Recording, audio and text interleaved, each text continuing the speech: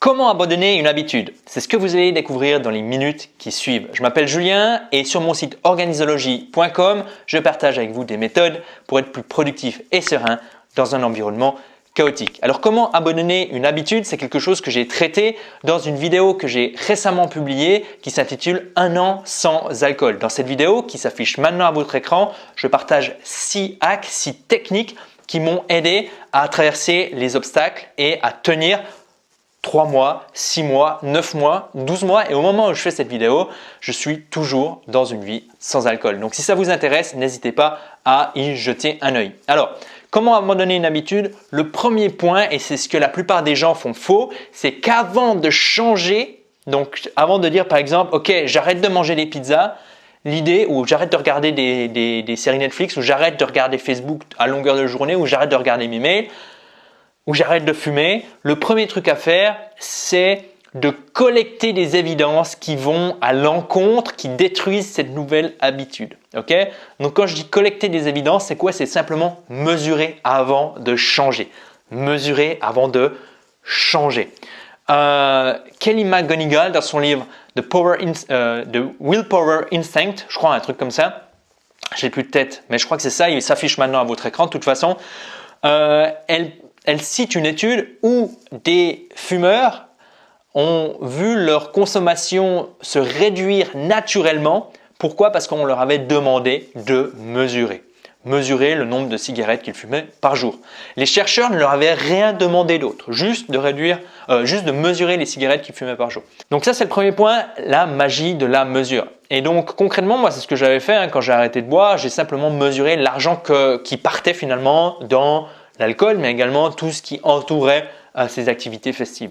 Si vous passez beaucoup trop de temps sur Netflix plutôt que d'avancer sur vos projets qui vous tiennent à cœur, comme un business, vous pouvez simplement mesurer le temps que vous passez sur Netflix. Si vous consultez trop souvent Facebook, vous pouvez voir combien de temps, maintenant on peut sur les outils numériques, mesurer combien de fois vous consultez Facebook par jour, combien de temps vous passez sur Facebook, etc., etc. Et une fois que vous avez collecté ces évidences, il va falloir appliquer la formule D3I.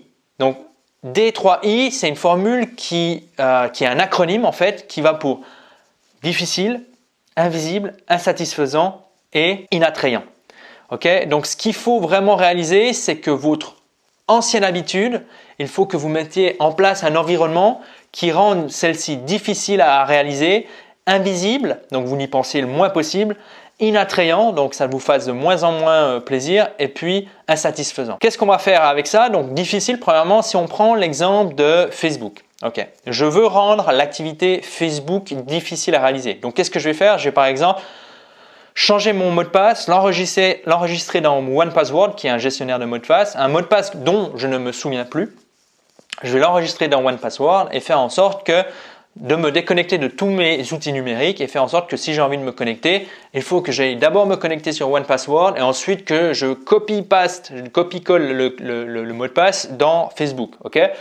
Ou je peux augmenter la difficulté. Je peux simplement envoyer le mot de passe à un de mes amis et lui dire voilà, ne me donne plus ce mot de passe durant un mois, okay, par exemple. Donc là, je rends le truc difficile.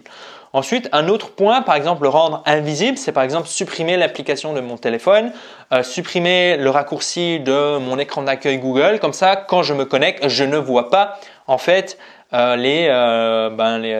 l'icône Facebook, tout simplement. Et petit à petit, finalement, on n'y pense plus. Parce que chaque fois qu'on y pense, on va se dire ah ouais, non mais comme c'est inconscient évidemment, mais on se dit ah ouais, je me sentirais bien de voir toutes ces notifications. Donc invisible.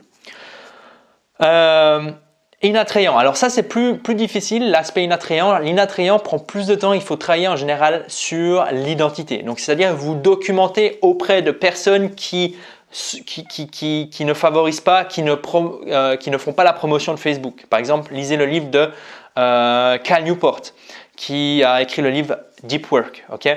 Jason Lanier, il a écrit aussi 10 arguments pour quitter les réseaux sociaux.